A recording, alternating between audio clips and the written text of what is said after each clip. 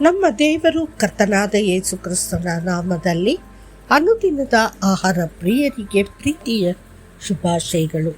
2025 July ತಿಂಗಳ 16ನೇ ತಾರೀಕಿನ ಬುಧವಾರದ ದೇವರ ವಾಕ್ಯವು, ಪರಾಕ್ರಮಿಯಾದ ದೇವರು.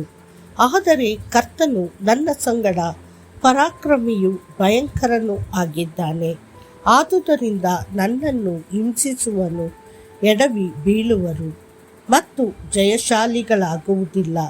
ಯೆರೆಮೀಯ 20:11. ಕರ್ತನು ಪರಾಕ್ರಮಿಯಾದ ದೇವರು.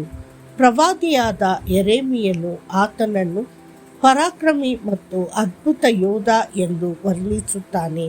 ಹೌದು, ಆತನು ನಮ್ಮ ಮೇಲೆ ಪ್ರೀತಿಯುಳ್ಳವನಾಗಿದ್ದರೂ ನಮ್ಮನ್ನು ವಿರೋಧಿಸುವವರ ವಿರುದ್ಧ ಆತನು ಮಹಾಶಕ್ತಿಯಿಂದ ಯುದ್ಧ ಮಾಡುತ್ತಾನೆ.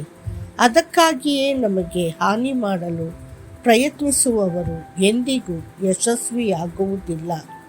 ಕರ್ತನು ಯಾವಾಗಲೂ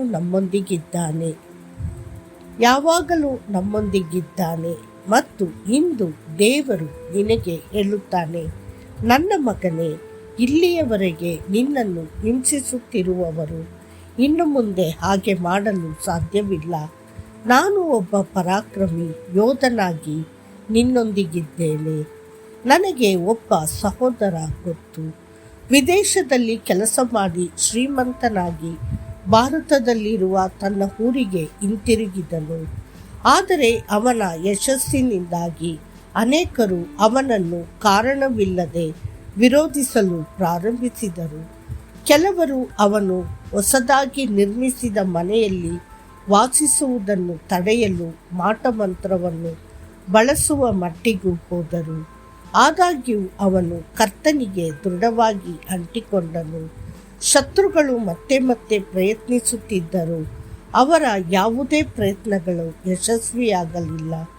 ಕೊನೆಗೆ ಅವರು ನಿರಾಶೆಗೊಂಡರು. ವಾಸ್ತವವಾಗಿ ಅವರ ದುಷ್ಟ ಯೋಜನೆಗಳ ಶಕ್ತಿಯೇ ಅವರ ಮೇಲೆ ತಿರುಗಿತು.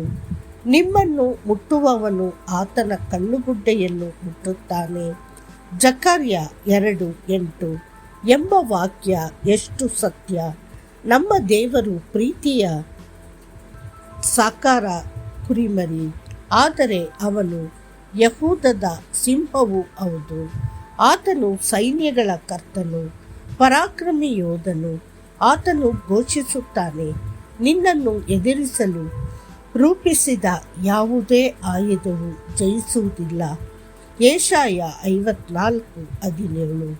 ಮತ್ತು ಆತನು ನಿನ್ನ ವಿರುದ್ಧ ಎತ್ತಲಾದ ಪ್ರತಿಯೊಂದು ಆಯುಧವನ್ನು ನಾಶ ಮಾಡುವ ಬಗ್ಗೆ ಉತ್ಸುಕನಾಗಿದ್ದಾನೆ. ಸತ್ಯವೇದವು ಹೀಗೆ ಹೇಳುತ್ತದೆ, ಆತನ ಜ್ಞಾನವು ಅಗಾಧವಾಗಿದೆ, ಆತನ ಶಕ್ತಿಯು ಅಗಾಧವಾಗಿದೆ.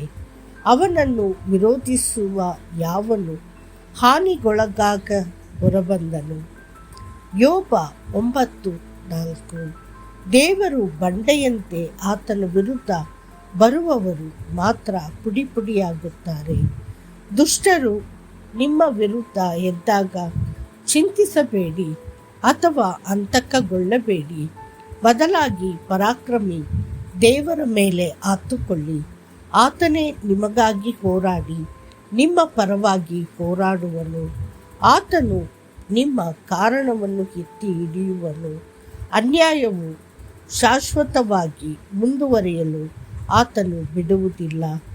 ದೇವರ ಪ್ರಿಯ ಮಕ್ಕಳೇ, ಅಂತಹ ಪರಾಕ್ರಮಿ ದೇವರು ನಿಮ್ಮೊಂದಿಗಿರುವಾಗ ನೀವು ಯಾಕೆ ಭಯಪಡಬೇಕು? ಮತ್ತಷ್ಟು ಹೆಚ್ಚಿನ ಜ್ಞಾನಕ್ಕಾಗಿ ಕರ್ತನು ಪರಾಕ್ರಮಶಾಲಿಯಂತೆ ಹೊರಟು ಯುದ್ಧವೀರನಂತೆ ತನ್ನ ಉತ್ಸಾಹವನ್ನು ಹೆಚ್ಚಿಸುವನು. ಆತನು ಆರ್ಭಟದಿಂದ ಯುದ್ಧಘೋಷವೆತ್ತಿ ತನ್ನ ಶತ್ರುಗಳನ್ನು ಜಯಿಸುವನು. ಯೆಶಾಯ 42:13. ಕರ್ತನು ನಿಮ್ಮನ್ನು ಆಶೀರ್ವದಿಸಲಿ. ಆಮೇನ್.